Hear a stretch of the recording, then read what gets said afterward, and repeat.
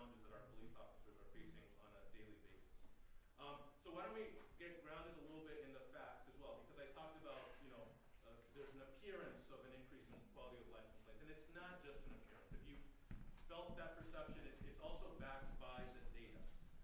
And so here you see from some of those quality of life complaints I was talking about, like loitering and vagrancy, retail theft, drug-related crimes, disorderly conduct, just general disturbances, overdoses, and alcohol-related offenses.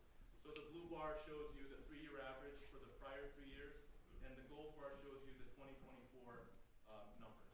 And across the board, there are increases in these complaints. So this isn't just perception. This is backed up by the data of our police department. We are seeing other really concerning trends as well in our enforcement. We are having much more repeated contact with the same individuals. This is pretty stark in my opinion. These bars represent the 8 individuals with the highest contacts with our police department.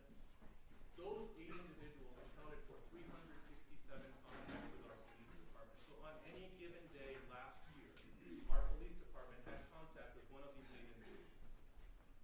Just another flag here, you can see in that yellow box, one of these individuals had 7 police contacts occur since December 31st, 2024. The chief gave me this data on January 10th.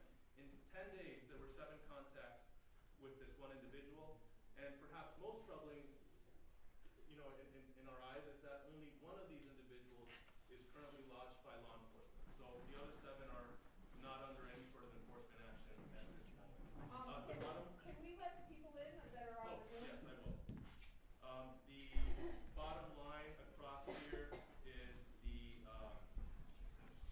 I just admitted also this should be good. The bottom line that you see across the screen, at the bottom of the screen is the number of arrests of those individuals as well.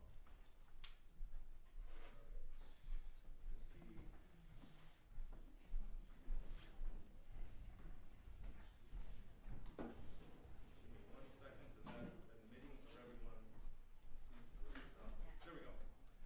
And it's not just the police department that's facing. I see some of our firefighters in the audience as well. There's also been an increase on the EMS side as well, our EMS calls. This is data from September through December last year to this year. You can see again that there are just increases across the board. In fact, the increase through these months for the fire department from last year to this year was 12.2%. So our response, we talked about this at the city council this fall. The staff level goal when we were figuring out how to try to address this issue was to both show empathy for the people who are in need of medical attention and need wraparound supports, but also recognize that there are 8,000 other people who live here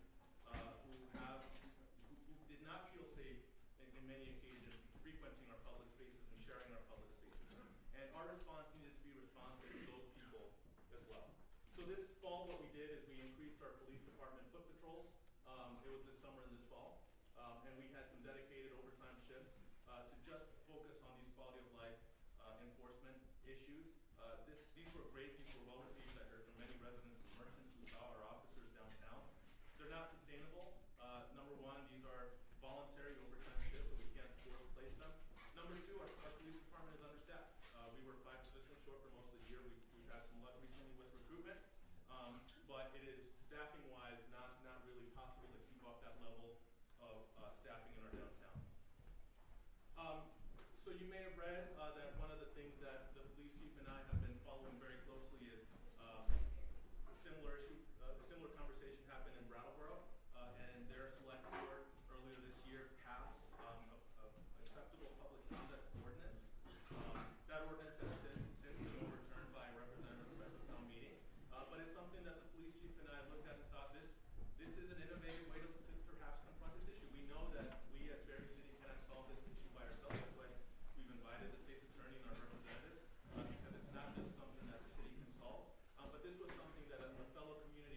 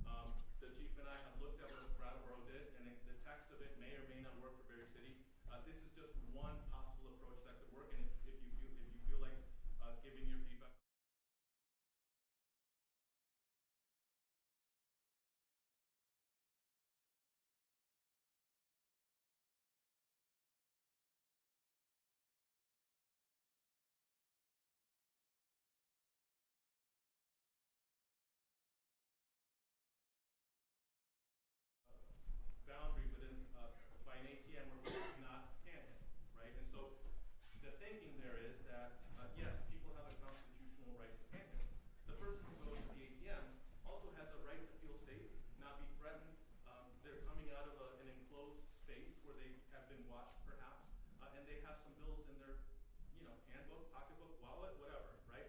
And so there's a reason to understand that that person may feel threatened, right? If somebody comes to ask them for money, the person presumably may know that they do have money, even if if the person who's at the ATM says no, right? So that's just one example of what an ordinance like this would do. It also establishes similar boundaries around other public spaces where there are vulnerable populations that may congregate. It establishes, in Brattleboro, they established prohibited behaviors. I'm not going to read these all. This presentation is on our website. I'll just give a couple of examples. So the Class A would be the highest rank, the most serious, and that's things like possession, use of drugs, sexual or lewd behavior. Class B is the sort of the in-between, and that's an example. Here's abusive or profane or threatening language.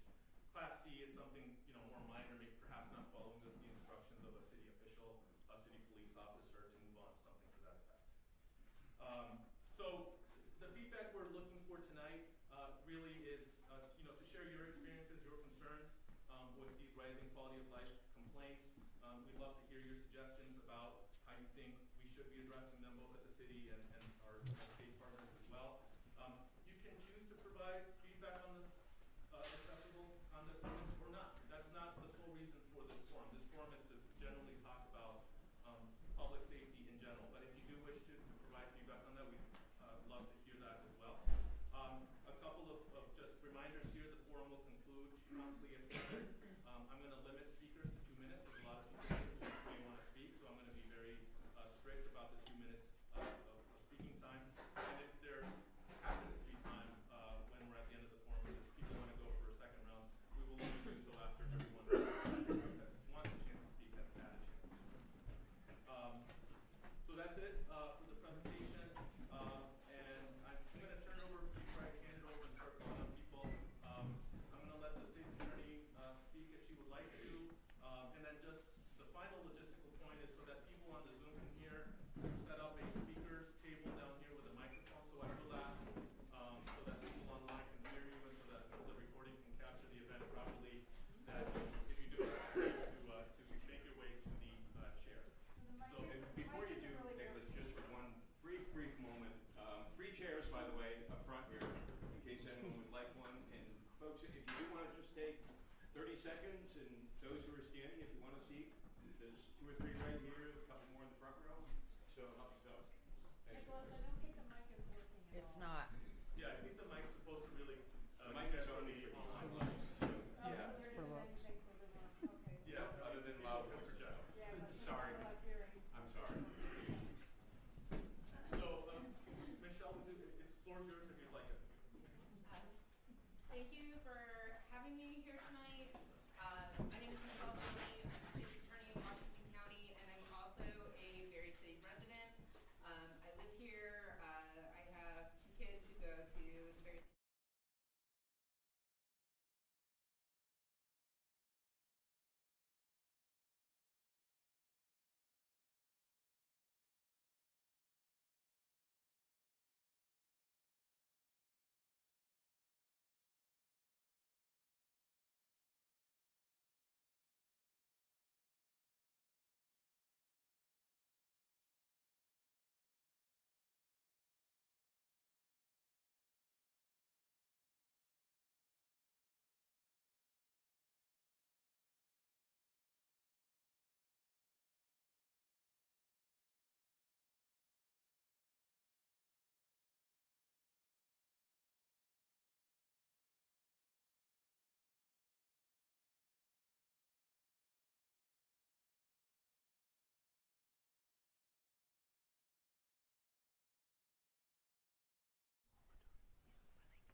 Thank you both. And what I'll do is, if people, I'll recognize people raise their hand, I'll invite them to the table, Lisa. And for the folks who are watching online, if you use your raise your hand feature, I will try to alternate between the room and the Zoom based on where the participation is. So thank you, sir. Please, 2 minutes. Hi, I'm Casey Harrington, the owner of Beverage Fair in Gary. So, as far as no trespass orders, we have a problem with somebody, typically we call the police, serve them no trespass, no problem.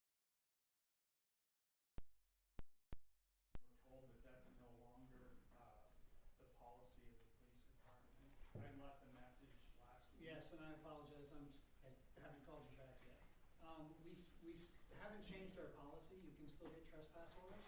Yeah.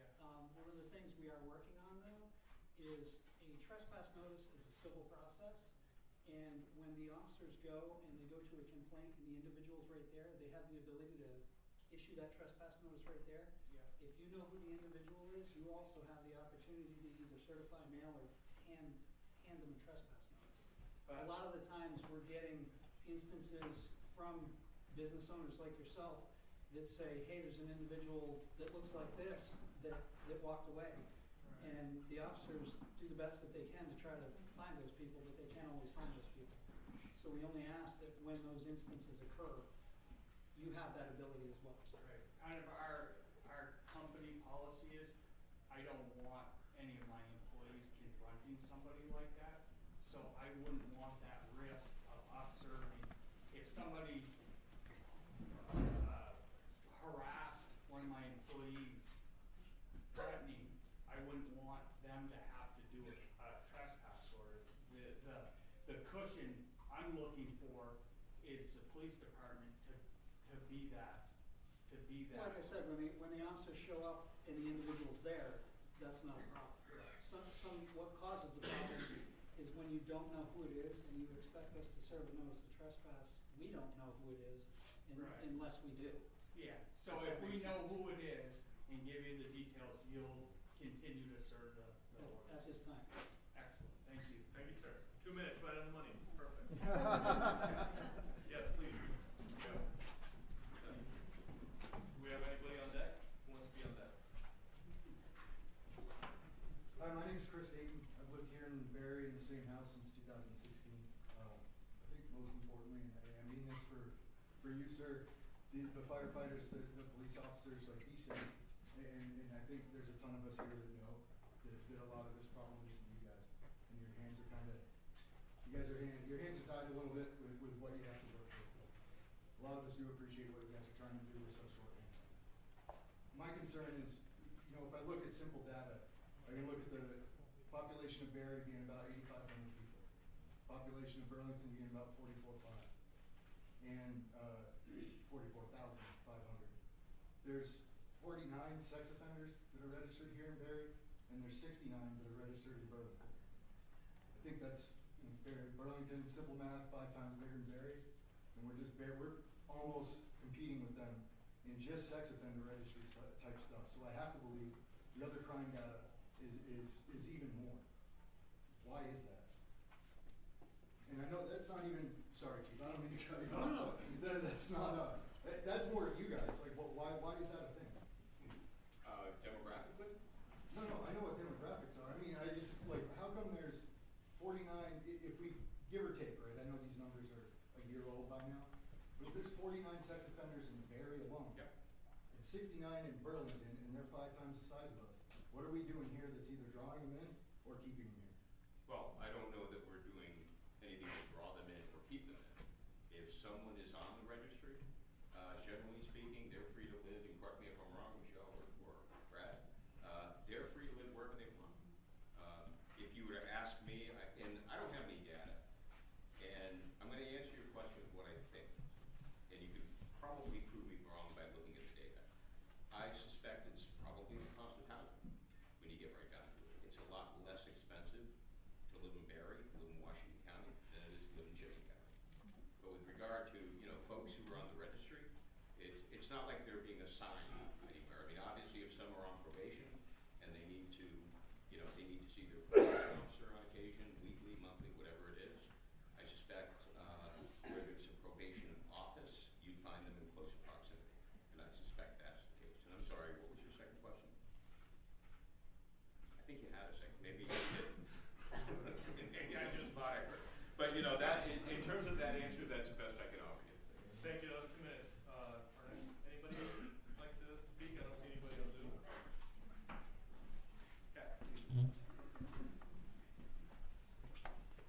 I'm Kat Allen, and I'm a new business owner on Main Street. And so some of the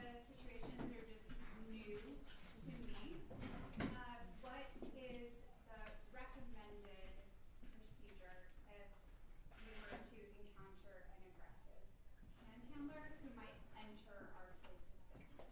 Well, by all means, you can call 911 or you can call us. My officers do an excellent job of responding to those complaints. One of the things, owning a business, you have the ability to trespass them from that business. When it's happening out, like, in public, on a public right of way that they have a right to be at. Again, there's a lot of freedoms that they have. Sure. While it's annoying, there's not a lot we can do there. But if they're in your business, you have that right to trespass them. If they commit a crime, you have the right to do that, to file a charge as well. But my officers will respond to those complaints. They do a really good job handling all types of complaints that we do. That's great. I just needed to know what the process was. Thanks. Thank you, Kat. We have somebody online, Erica Rail.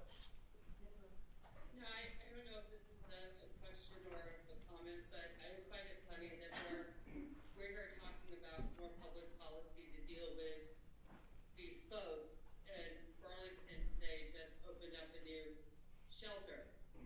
And I think it's funny that we, if we have a place for folks to go and open up another shelter, then maybe a lot of these issues would be dealt with. Thanks. Thank you.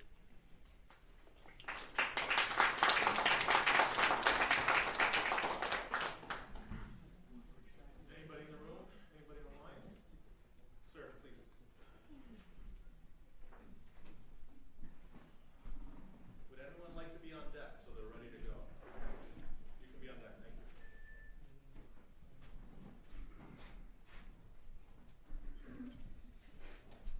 Hi, my name is Mike Richardson, and I own Sidewalk Village, my wife and I.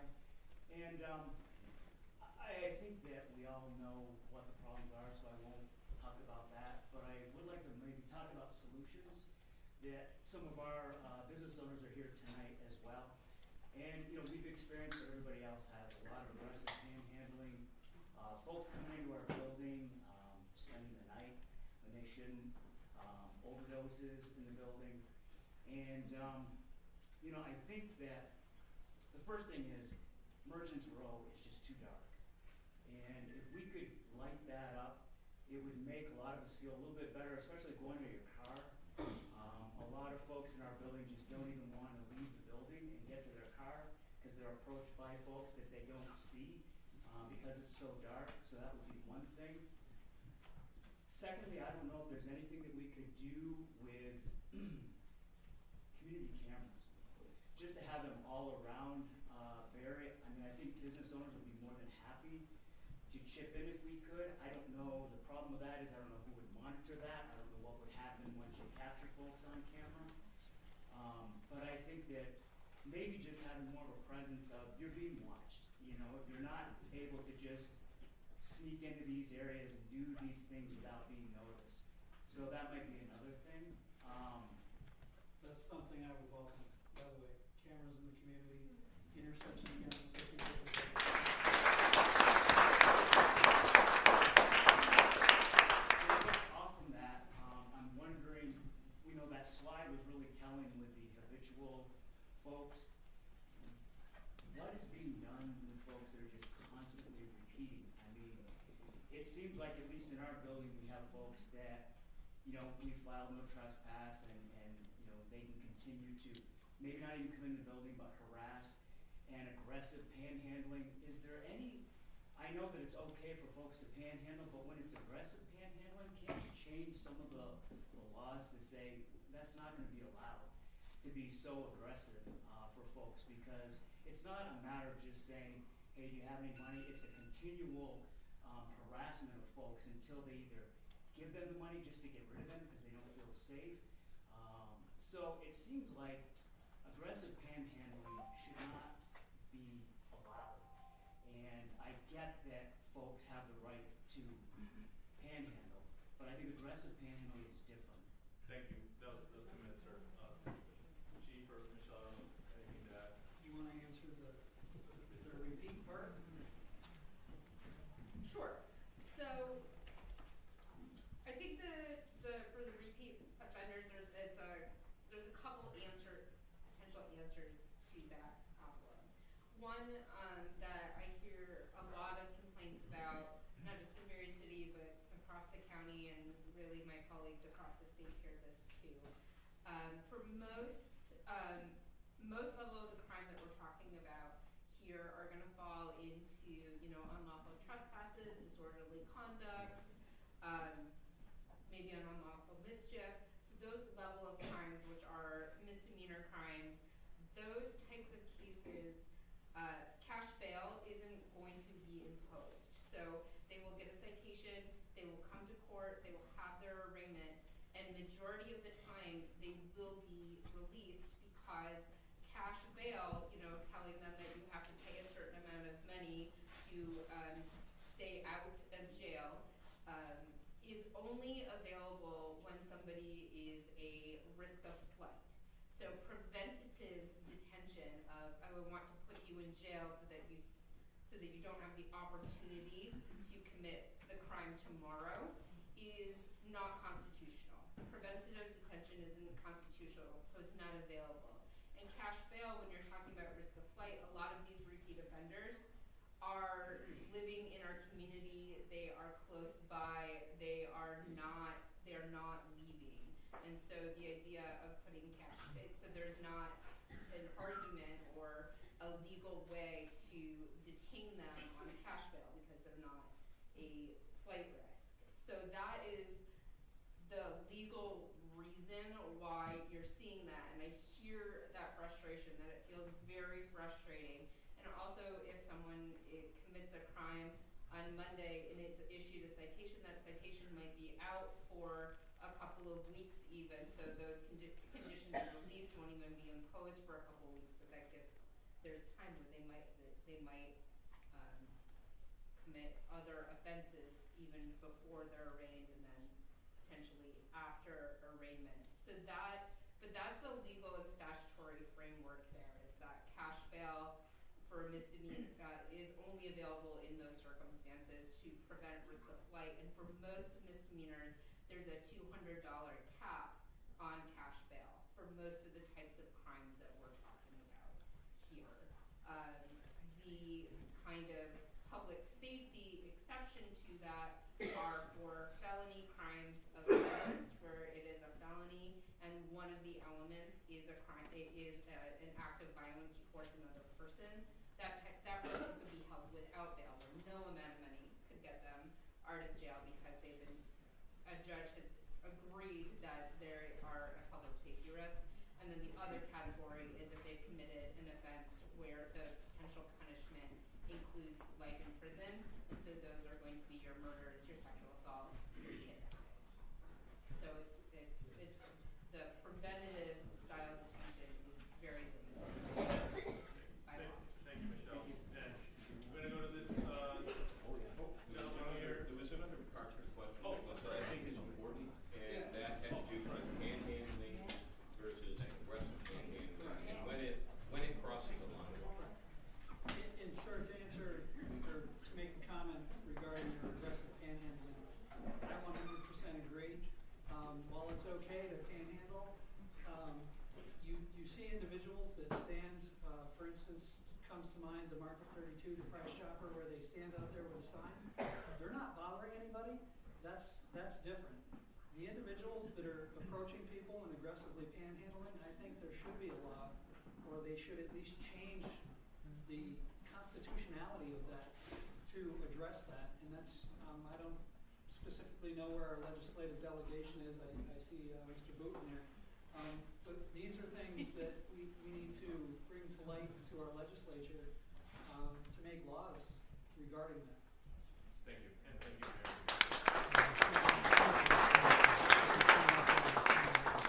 This gentleman, and then I'll go to a couple folks online after this gentleman. All right, good evening. My name is Mark Audie, and my question is for you, sir. For many of these repeat offenders, if you will, if they really don't give a lot of thought or care to abide by the current laws, rules and regulations, or ordinances that are already on the books, what makes us or leads us to believe that the current proposed ordinance is going to be any different than any of the others?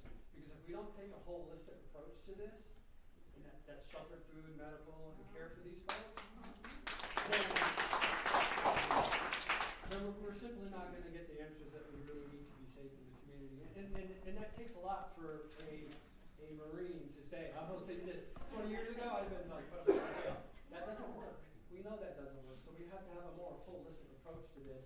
But I really want to know what you think about the ordinance and why that might be different than any of the other, laws, rules, and regulations that are Thank you already for the on. question. I think what was really striking when we were researching what was happening in Brattleboro, following what was happening in Brattleboro, has been alluded to a couple times tonight, that the laws on the books don't address a lot of these nuisance crimes, right? And that do lead people to feel unsafe or cause complaints to happen, right? So for example, the panhandling, right? So one way that this proposed ordinance would address that is not allowing people to panhandle near an ATM, right? And so I think that's just one tangible example of how, the current laws don't address it. I think that this isn't an ordinance to make Berry City rich, right? There's fines included in this. The chief and I are under no, impression that we're gonna make money off of this, and we're not about locking people up. I think a lot of this also is about moving people along, right? If they are engaging in some of those behaviors that were outlined in the Brattleboro ordinance, that gives our police officers who right now don't have those tools the ability to move somebody along who is aggressively panhandling and intimidating this gentleman's customers, right? So that's just one reason. Again, it may or may not be the right approach for Barry, but from our perspective, it was a tool to address some of the things that we hear and we see in the data when we look at these issues. All right. Thank you for your Thank you very question. much. Thank you. I appreciate it.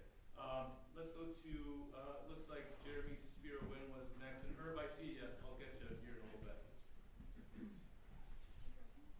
Hi, thank you. Can you hear me? Yes. Cool.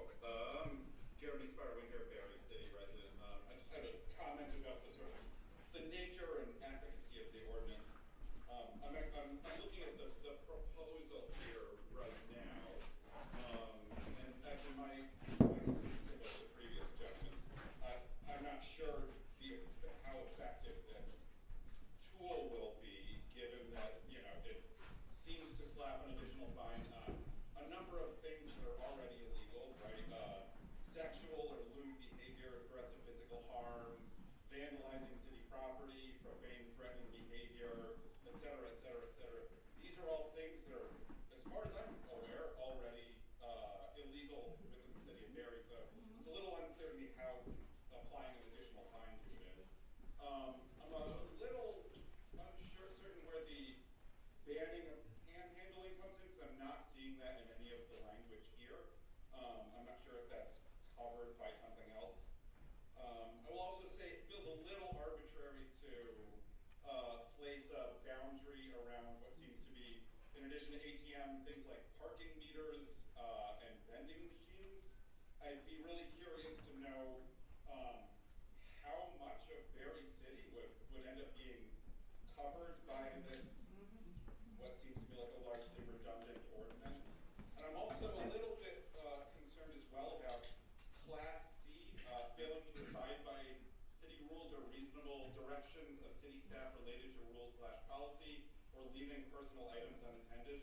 That seems extremely vague to a sense that it's really concerning. Like that really sounds like you're essentially saying city staff can ask somebody to leave for whatever reason they decide to, and that sounds concerning. So I'm really just not sure how this is supposed to have much of an impact at all.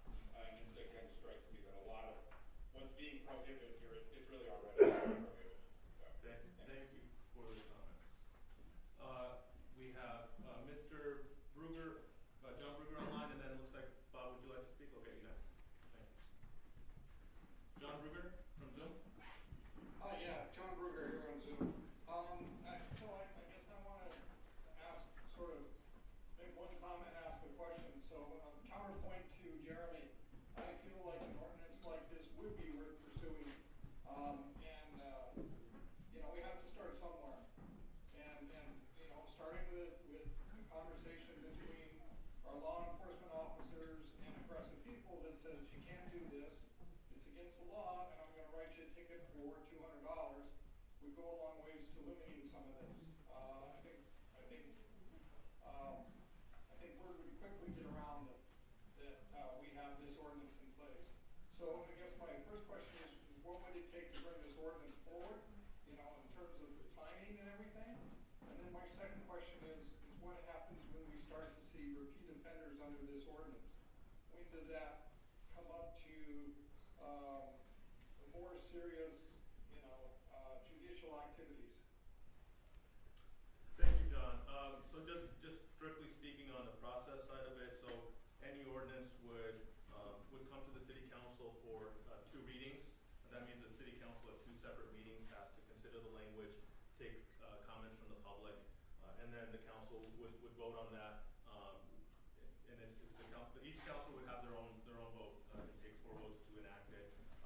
And then if it is passed on 2 readings, it would become effective either at a date set by the city council or 14 days after it's published in the Times Argus.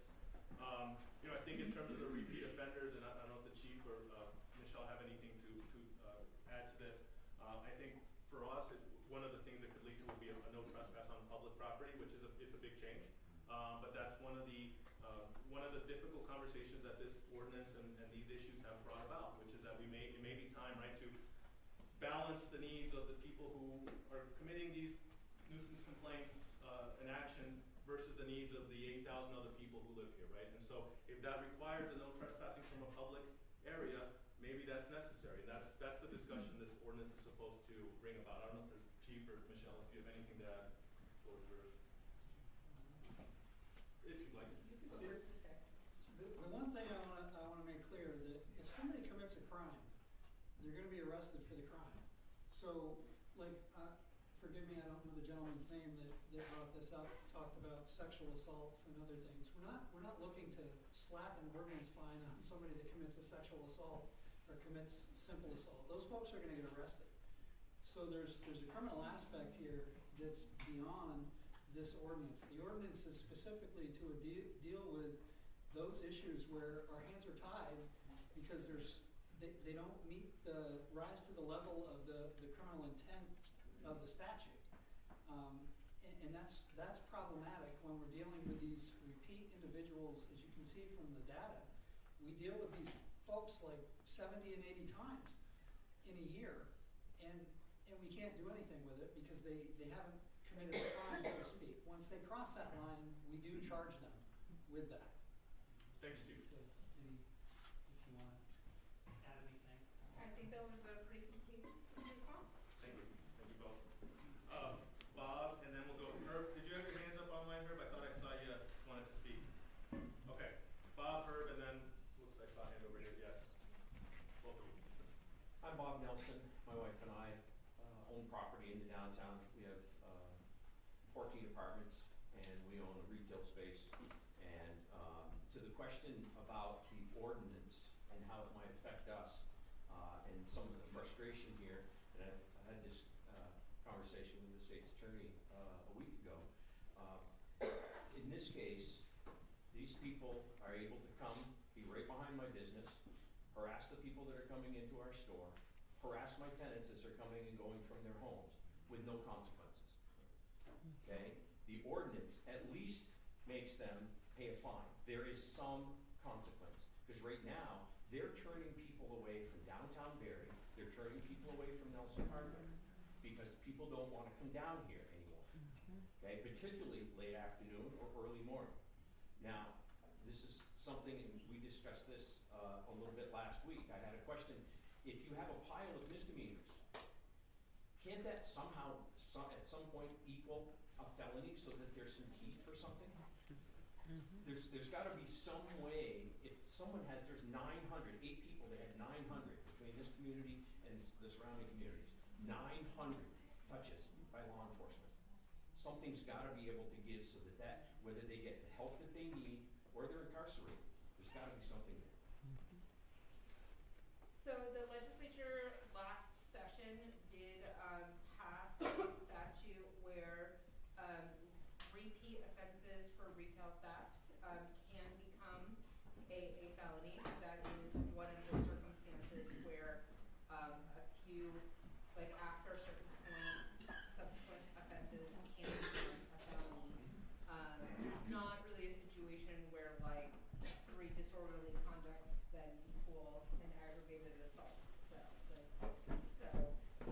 some types of crimes, yes, there are increasing penalties and increasing level of severity if they have been convicted of those other crimes before. We call those predicate offenses, and that can increase the severity of the response.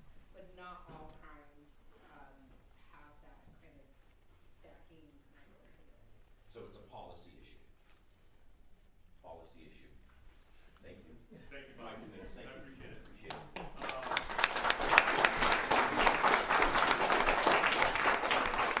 You didn't have your hand icon up, but I thought I saw you raise your hand. Did you want to take your 2 minutes? Yes, please. Go ahead, Herb. You got on mute though.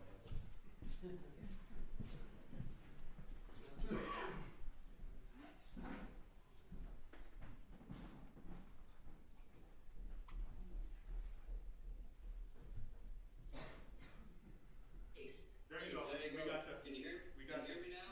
We sure can. Okay, good. 2 minutes starting. My name is Herbert Heath, and I have 34 apartments there in the city of Barry. And I'd like to talk about the loitering law.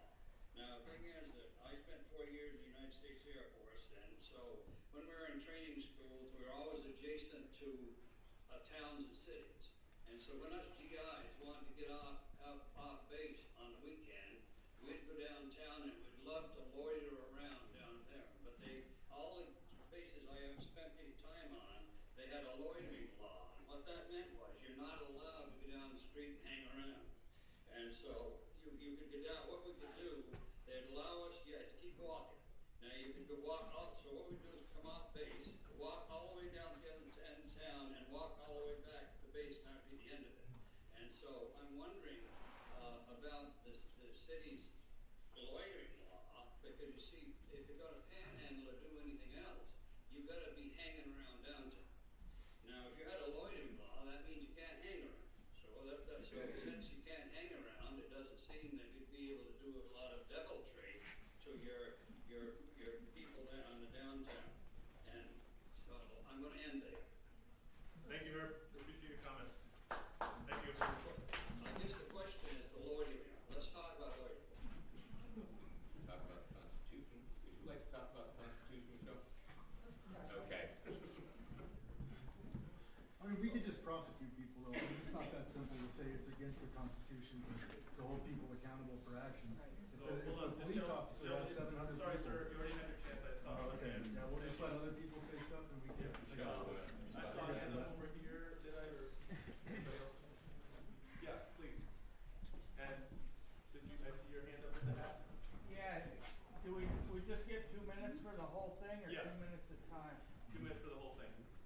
Unless no one else wants to speak, and then you can get a second. All right. 2 minutes. All right, my name's Caitlin Burnham. I have a question. I would like you guys to define what aggressive panhandling is. I keep hearing that a lot. I have never experienced it. I would love to have a clear definition of that. Also, what constitutes as police contact? Like, what is the clear definition of that? It can be just, talking to somebody, or what? I have no idea. And also, my comment is I find it interesting that we as a society are choosing to spend money to incarcerate people instead of housing people. There we go. All right.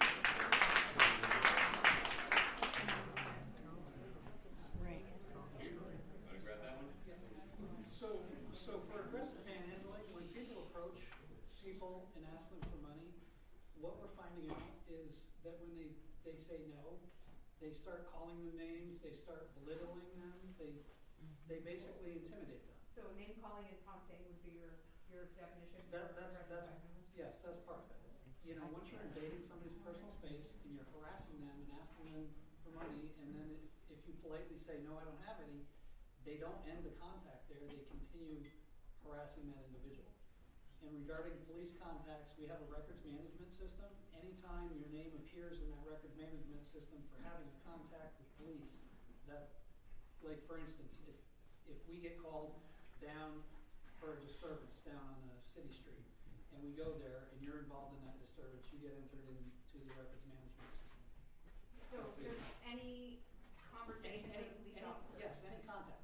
And that's, we're not saying these are like, for instance, when you look at the stats, somebody has, say, 30 contacts. that doesn't necessarily mean they're committing 30 incidents. That's an inordinate amount of contacts with an individual. They're always involved in something. So would not more policing in itself cause more contacts with people? It could technically, but if your behaviors are changed where you're not bringing attention to yourself, we don't randomly walk up and like discuss something with you and say, oh, you're being entered as a police contact. If we get called and you're there's a disturbance between 3 people, you're one of those 3 people, that's a police contact. Thank you. Thank you, Chief. Nicholas, can I ask the Chief a follow-up question? Yes, please, Mayor. Chief, and don't worry, we didn't rehearse this, I'm really wondering this. I'm not a big guy, but there might be behavior that I don't find threatening. In other words, I can make them go away. And I don't fear for my safety, I don't fear that I'm gonna get hurt. But then there's a 90-year-old woman or a mom with her child in hand that may feel are there different levels? In other words, is there different behavior that would define what is aggressive or what is, is it person specific? And that's a sincere question, because behavior, if you have 2 young children by the hand, you might feel a little more vulnerable than if you don't. Correct. It is subjective, and it's objectively reasonable too when you look at things. Circumstances could be different for different people. It's how you feel. If you feel intimidated, if the people are harassing you repeatedly and asking you for money instead of just saying, okay, no, thank you, I asked you for money, you said no, in the end of contact. That's not what's happening here. People are intimidating and harassing people trying to get money from them. Thank you. Yes, Earl, please. Thank you. Hi, Earl Cooper Camp. I'm the pastor of the Church of the Good Shepherd. Given 2 minutes to a preacher, I'm not so sure. But first of all, developers have more lighting on Merchants Row. In the church, this is the season of Epiphany, a season of light. That's a good one. I like that a lot. But also going on, one thing that the slideshow really showed, and I think we're all aware of, as the hotel program wound down and more people were out on the street and everything, then those kinds of numbers go up. And we saw that early on in the summer and through the fall. Some of the churches, other organizations in Barrie got together. The police responded very, very well. The city responded really well. It's gotten better. But I think overall we can see that law enforcement is part of the solution. Maybe an ordinance might do some of this.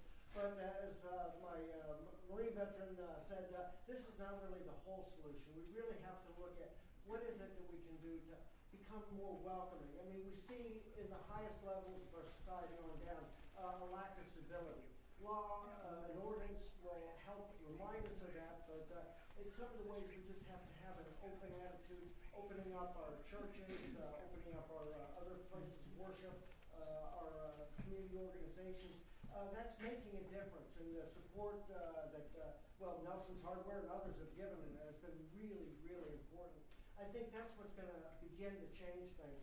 I know, I've done this long enough for about 100 years now. I know there's some knuckleheads out there, and unfortunately, we just have to continue to treat them like human beings, because that's who God made them to be, so that eventually they turn themselves around. I've seen that happen, and it's hard, it's frustrating, and I understand the frustration.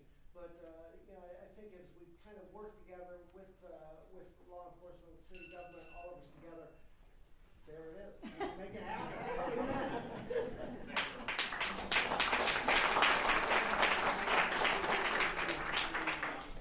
BF on Zoom, and did I see any of that? You can be next, sir. BF from Zoom. Hi, I'm Vicky Gilling, and I was wondering if, would you feel threatened by someone panhandling or just committing to your personal space? Besides, what's the legality of using pepper spray or potentially taser or something like that, your own personal thing? I'm just curious. Chief? So hopefully people aren't carrying tasers and tasing people. But, obviously there's a lot of pepper spray out there, and tool. And if you're threatened and you feel that you're going to suffer some bodily harm or whatnot, you can certainly use your pepper spray. If you want to add anything to that, as far as, And the legal application of self-defense, though, is that it has to be reasonable and it has to be in proportion to the threat that you're facing. And so if you feel threatened because somebody is talking to you and you want them to step away and then you pepper spray them, that might not be considered a reasonable application of self-defense. Like the self-defense has to be proportional to the threat that you yourself are facing. So I would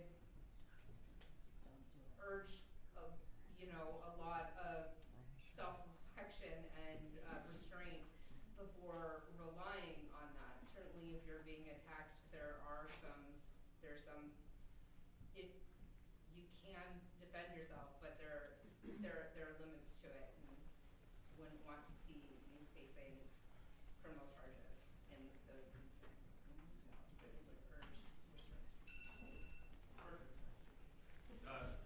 Yes, sir, and Cassandra Bedell will go to you next on this one.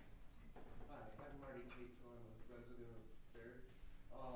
Just quickly, as somebody who's done contract state security, including being supervisor of security for the State House complex here in Montpelier, I've also been a bodyguard. I've arrested people legally in the South as a contract security officer.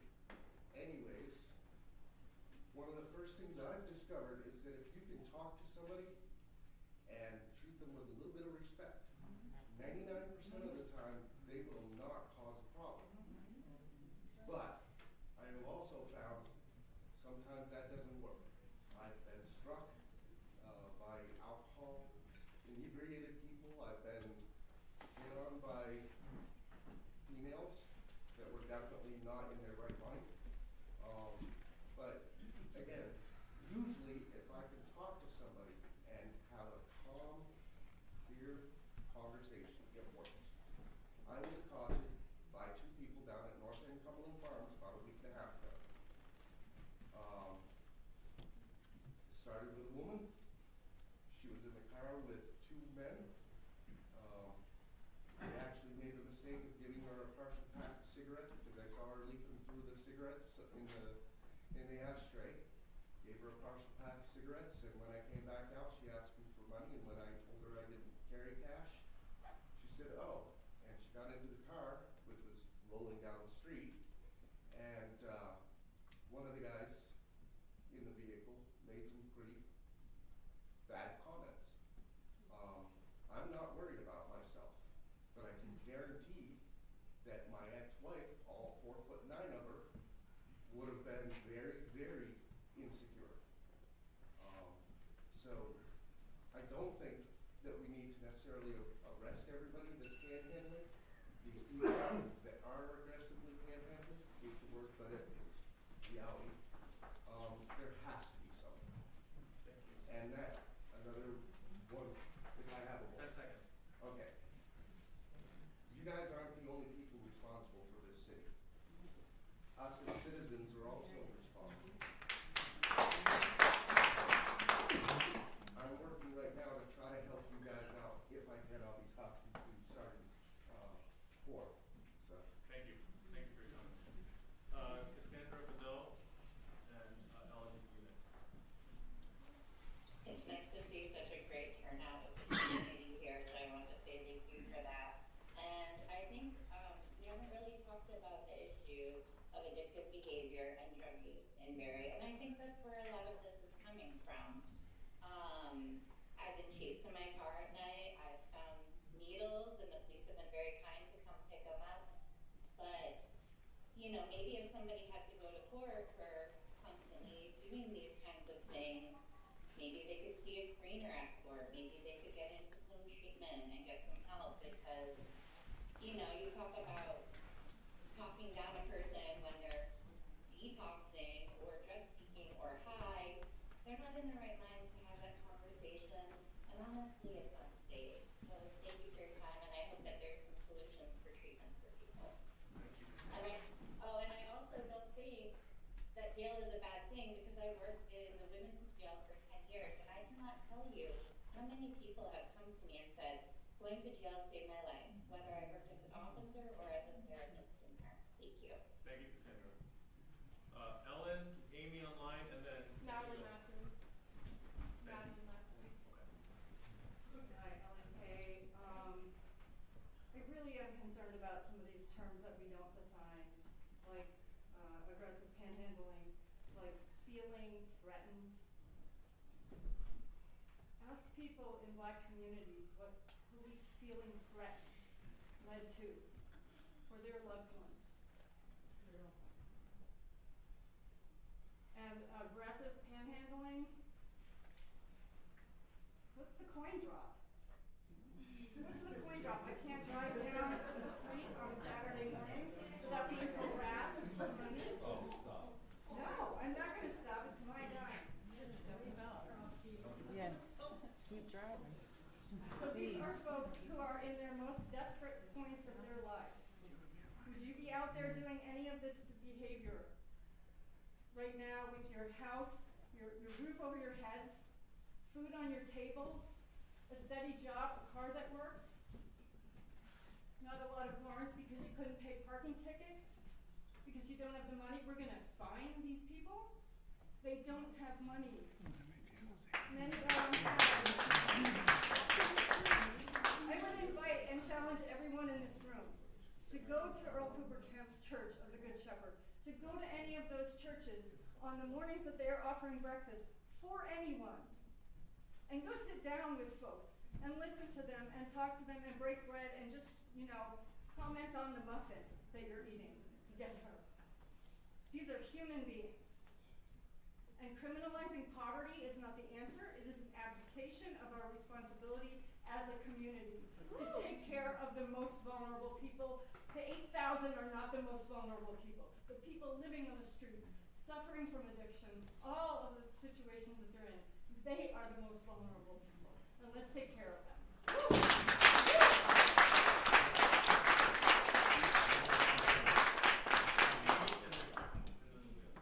Amy, you're up. Hi, I know this ordinance that's in your handout is not proposed language for Barry, it's kind of a summary of other ones. But it doesn't kind of pay for the different classes of them. I think the class C one is just so vague, in terms of what's reasonable, that I think that would be kind of impossible to enforce, or not at such a small fine, it would make much of a difference. Also, as someone who can be absent-minded and leave stuff behind, I don't know about leaving personal items unattended. I think I could pick myself up with that one, just being forgetful. I think it's the more serious things. I had an experience downtown where, I really didn't like that someone was walking me as I got out of my car and packs and things, and got out my purse and that kind of thing, and came up behind me and asked for money.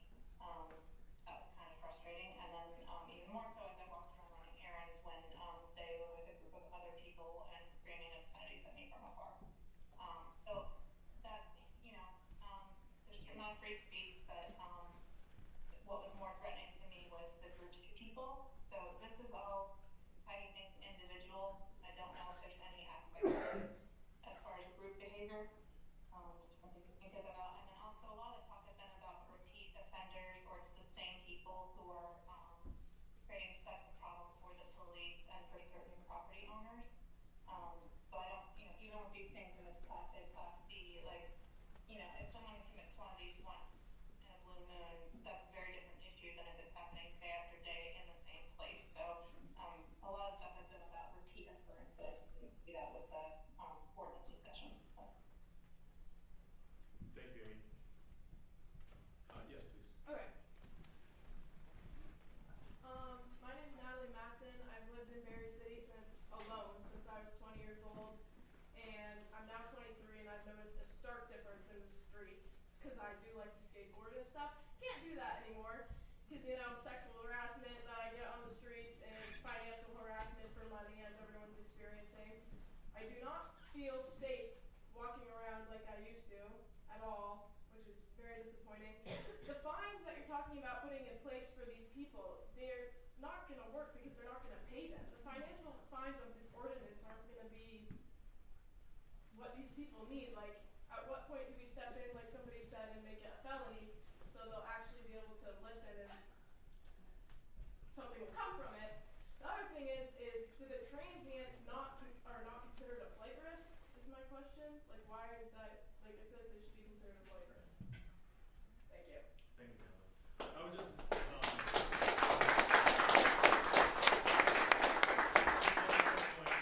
thanks for your comments. Just one very quick point, on the enforcement side, like I said, we recognize, this is not a moneymaker for the city. This is not to make money. Really, and I've spoken to the people in Brattleboro who are involved in this ordinance as well, and one of the big impetus for this was to give the police officers a tool to move people along who were perhaps engaging in that threatening behavior or harassing behavior. It's not to go collect money, because we get it. I mean, people are desperate, but it's striking that balance, right, between them being desperate, but also you feeling safe enough to recreate on the streets, which is also impactful. And I think it's good in theory. I just don't think that the repercussions are going to work for this group of people, because they're not going to pay the fines no matter what. So what is getting a fine to them?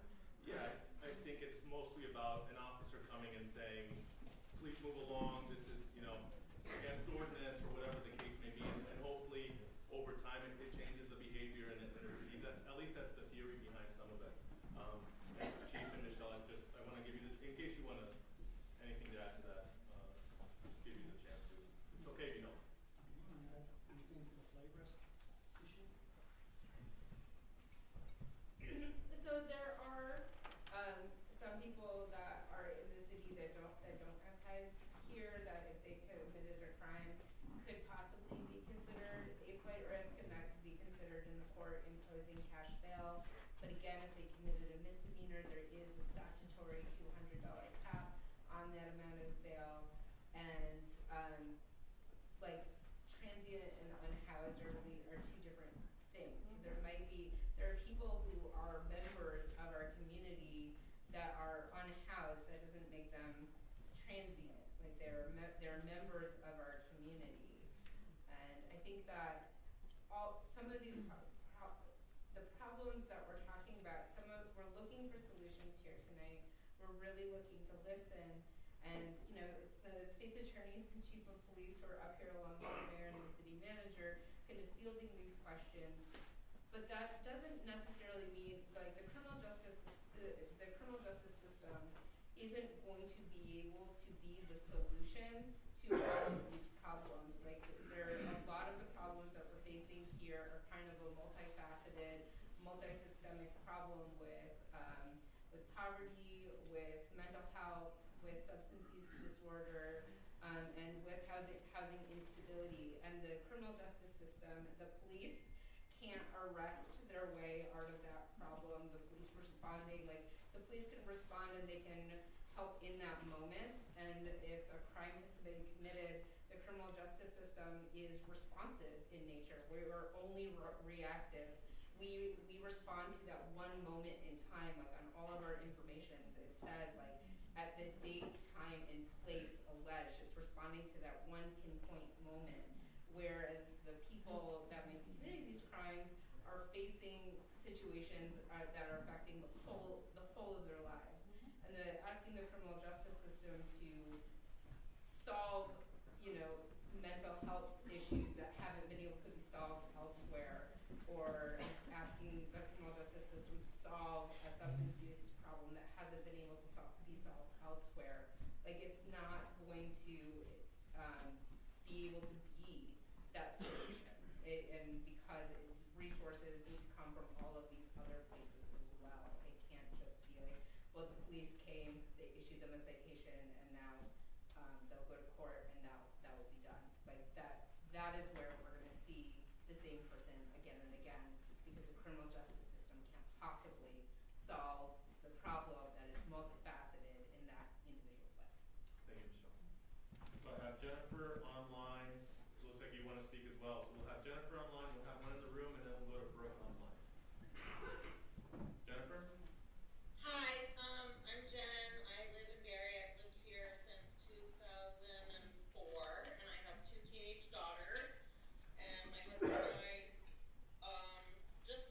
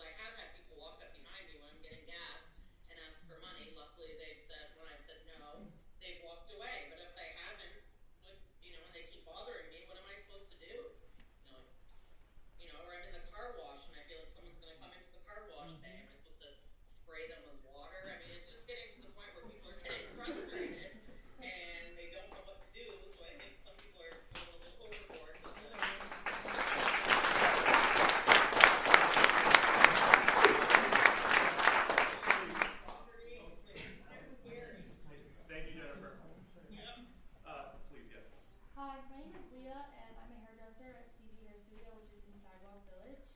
And as a hairdresser, I never thought that I would see a dead body, and I saw my first dead body this past year.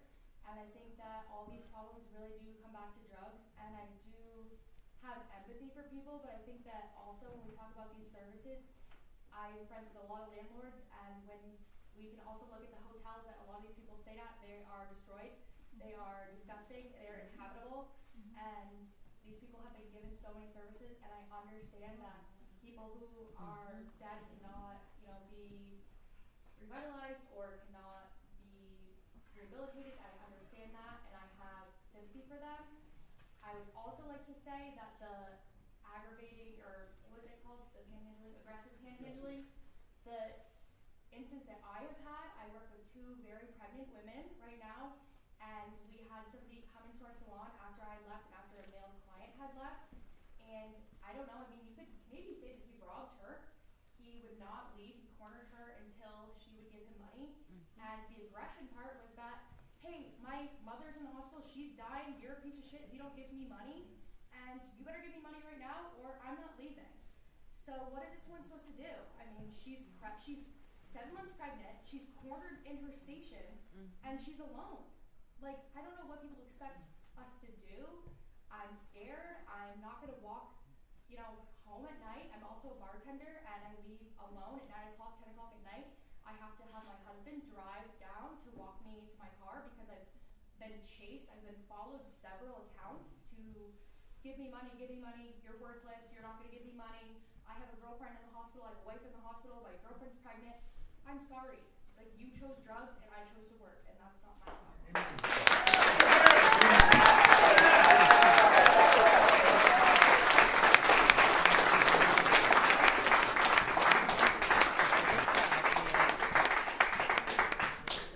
So we'll go to Brooke. You're up, Brooke. Good evening, everyone. So my name is Brooke Pouliot. I'm the Community Outreach Specialist for the Berry City Police Department, which is only fancy for saying they're social worker. I've been in this position for at least like 9 years more. When I started, I bounced around Berry, and I was aware of like potential situations and whatnot, but I can honestly say, like, in the last 5 months, I've gone to chief and been like, okay, I'm kind of worried about my safety. Could we do this or that? And I know I've definitely reached out to the officers and said, hey, I'm gonna go be here. If you don't hear from me in 20 minutes, can you come up and just check out and make sure everything is okay? So I definitely think things have changed in the way that the unhoused people or whatever have approached even service providers. I mean, and I think when we were talking about things left behind, I was thinking of like camping equipment and tents and stuff like that, because I know that myself and one of the other community partners like walk around Berry and like kind of try to check into people, on people, but also like when we're checking underneath bridges and stuff, there's tents abandoned and like lots of needles and whatnot, so like we'll pick that up and I'll take it back to the station. But I think it was more that, not just like, oh, someone left their keys or their wallet or a coat behind. I think it's the bigger, like, kind of camping things that are not just left for like an hour, but maybe days. Thank you. Thank you, Brooke. Yes, sir, you make your way to the microphone, and while you're doing that, I'm going to have Bosa have 2 minutes. Bosa? Hi there all. My name is Osa Bush. I'm a resident of Berry City, and I'm also a street outreach worker working with the homeless population or the unhoused population in Washington County with the Samaritan Haven. I too have noticed the difference in feeling safe versus like even a few years ago versus now. There are a lot of circumstances that seem to be more unsafe or cause myself to feel more uneasy, especially being out at night and being out at like 3 or 4 in the morning and having folks come that I don't know yet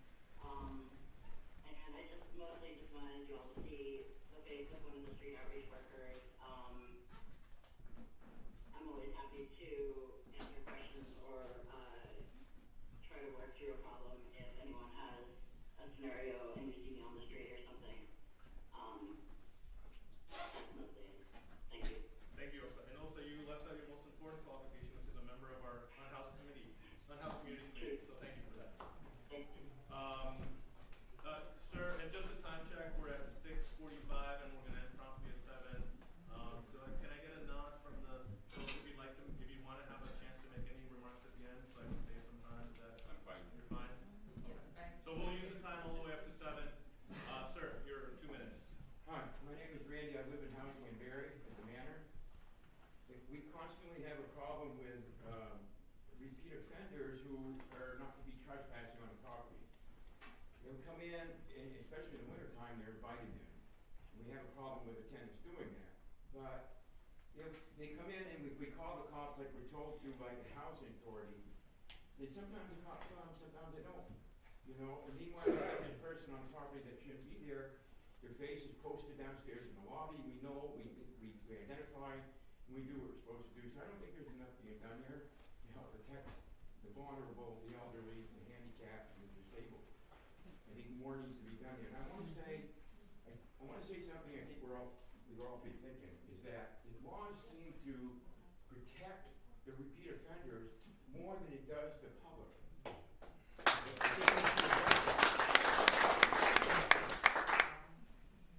Thank you. Thank you, sir.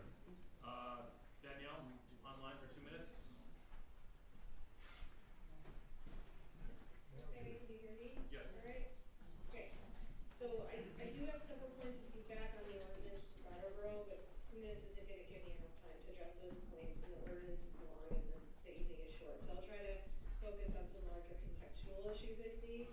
I was able to quickly review some of the graphs you presented on increased quality of life complaints, increased EMS calls that are not categorized. We don't know what those calls were for. And increased police contacts. I don't think any of those graphs necessarily completely identify that the problem is necessarily getting worse or what is getting worse about the problem. So I think being able to drill down into that data a little bit more could be helpful. I didn't see you present a problem statement at the beginning or how we would measure what success looks like. So I think it's really important that you have clearly specified goals that you can measure if something is successful. The only solution I see presented here is an ordinance. So I wonder what other avenues have been pursued outside of police enforcement. So I ask you to at least try to identify a couple other solutions for folks to consider. Are you intending to reach out to communities of people that are most likely to be impacted by the ordinance and folks who work with those communities?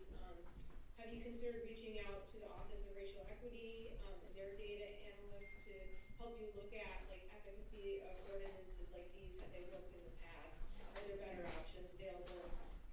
Are you planning to utilize the City Council approved equity impact assessment to evaluate the ordinance? That's something that was created for and the council agreed to do. And again, I really want you to think about how you're going to measure success and be able to sort of monitor if this is something you put into place. I also want to point out lastly that the ordinance is not going to fix any of these underlying issues that people have pointed out tonight. The ordinance is not going to fix the issue of addiction. It's not going to affect the issues with people who are in crises and can't get treatment or help, and it's not going to cure homelessness. So we need to have a bigger plan to make sure that the ordinance doesn't result in a creation of worse issues. Thanks.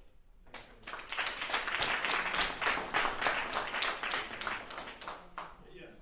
My name is Brenda Dufresne-Tenda, and I've lived in Barrie since 2000, but I was born and raised in Montpelier. And Montpelier were always rivals long ago, so yes, living in Barrie has been an experience. And I see the crime getting worse, people breaking into houses now. I get a pop-up on my Facebook about who's a mile and a half from my house, somebody is involved in some kind of illegal adventure. And I totally think that we're missing the boat here. This is mostly about drugs. And there is just not enough facilities, that it was gonna take care of the mental health crisis or take care of our addictive people. My son was an addict. He grew up here in Barrie, and he's now 10 years clean, thank God. But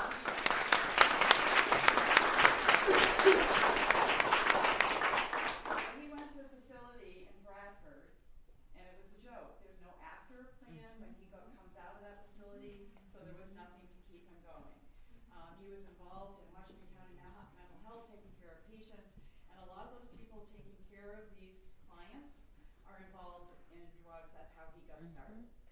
So I just don't know. The housing is a problem. We have empty houses and buildings in Barrie. Why are those not getting renovated and maybe making housing for these people? Healthcare, you're going to have to call your legislators and your senators, because nothing's going to change unless you get people in Montpelier making the decision that mental health and addiction is a priority in this state.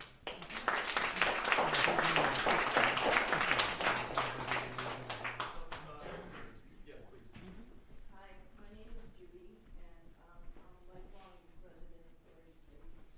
And I'm not a public speaker, but I've been, I won't say I'm a victim, but I've been approached by these people more than once.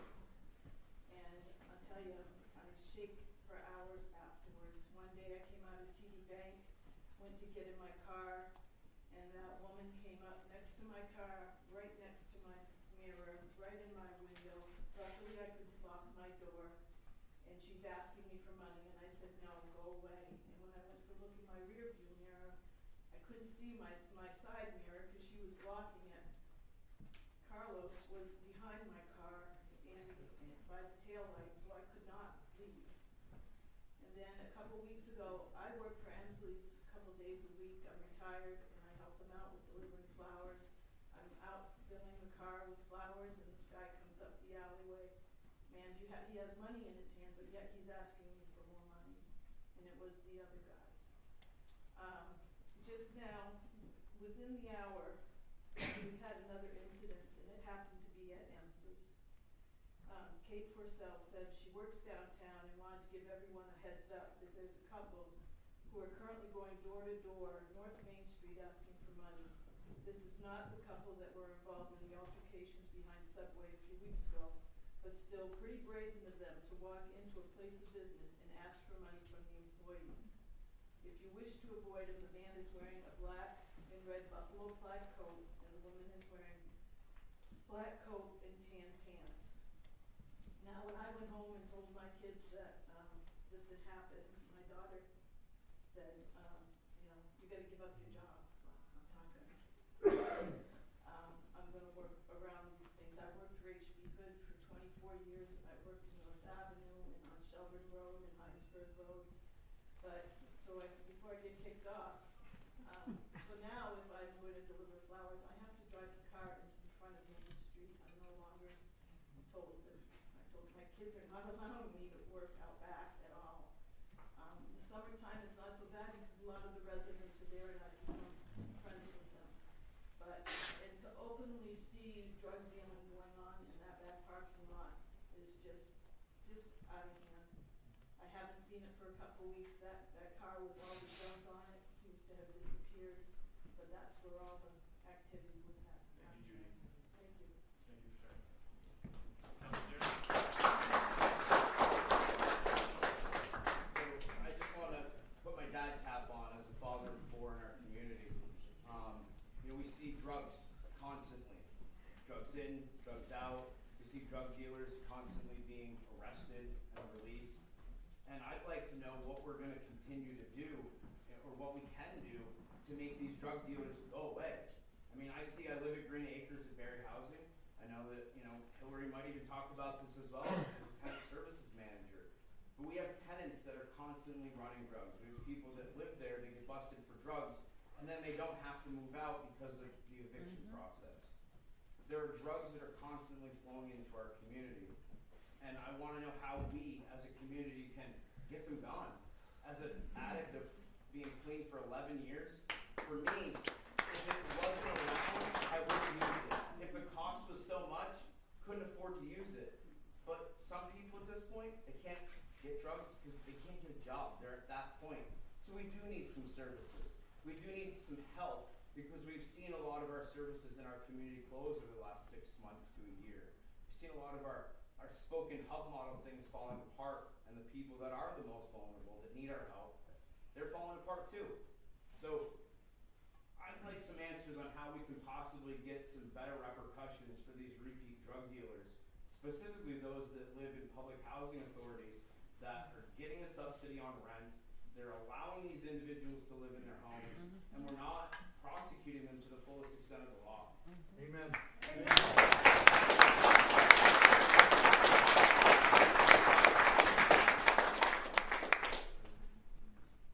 If anyone wants to address it, otherwise we'll go to work. Talking about prosecution. So, the drug dealing crimes and drug dealing, especially from residences, is being prosecuted. It's being prosecuted aggressively, but there is also an attempt to balance the response to someone who is using drugs versus somebody who is dealing and selling drugs and bringing them into our community, and the level of punishment trying to, and the level of accountability and the level of response trying to tailor that to what that person is going to need. We want to make it so it is unattractive to deal drugs in the city, and I think that state police have been doing a really good job of keeping an eye on things, about bringing cases bringing really solid cases forward for the prosecution to go after, to try to especially get those who are bringing them into our community. There is, and then there is those in our community who are being used by people higher up the chain to use their substance use disorder against them, to use it as leverage to get into their apartment, to get into their home, to use it as a base of operations, and keeping I'm trying to respond to that as well, to make it so that that's an unattractive bargain for those individuals, but finding the right response. It's someone who's in the throes of an addiction, who is suffering from substance use disorder, isn't necessarily going to have the forward thinking that other citizens might have of, I'm not going to do this action because I might get this response, because it might be much closer in time thinking of, I need to get drugs in the next hour or I'm going to be sick. And so they're not thinking about what the consequence of tomorrow or 2 weeks from now or 6 months down the road might be for them. And so when you're trying to work with human behavior and you're trying to think about incentivizing and decentivizing and punishment, it's really difficult when you're working with somebody who isn't thinking cause and effect, action consequence, like all of you are thinking, so it's a difficult problem to prosecute your way out of, but it is, the drug crime is something that's taken very seriously by me and my office, and we go after those cases aggressively, and the police go after those cases aggressively, and bring really solid cases forward to prosecute. Thank you, Michelle. I think we have, these are the last two speakers, so we'll wrap up after Kristen, so you want to start? Hi, my name's Hillary, and I work for Berry Housing Authority, and I'm going to start about evictions, because we all know how it is to try to evict somebody from a unit. It's not very easy. But I have to say, the thing that I'm really concerned about is the people, and the police, Berry City Police, they're so helpful to us. I just have to say thank you, everybody.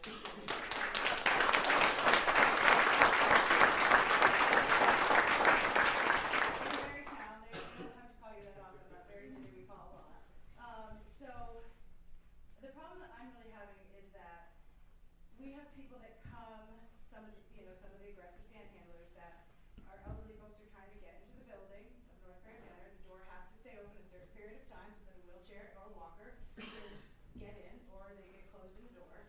and then these people slide right in behind them. And then they just have free range of our buildings. They sleep in our laundry rooms, they do drugs in our laundry rooms, they go into very vulnerable people's apartments and steal their debit cards, they threaten them, they scare them, and so that's a huge problem. And then we do no trespass orders, I put them in my home, and I bring them to the police department afterwards, and I usually give them to the person I find them, I give them to them.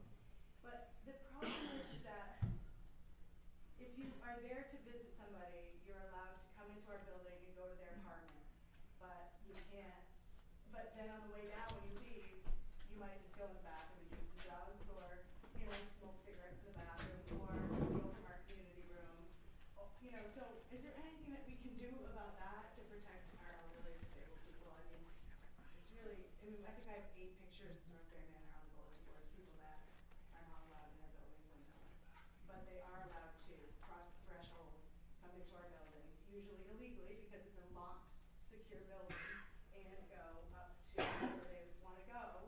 And that person often, someone isn't thinking, doesn't look at their people, opens the door, and there you are. So, Thank you, Gloria. just to think about that. Thank you.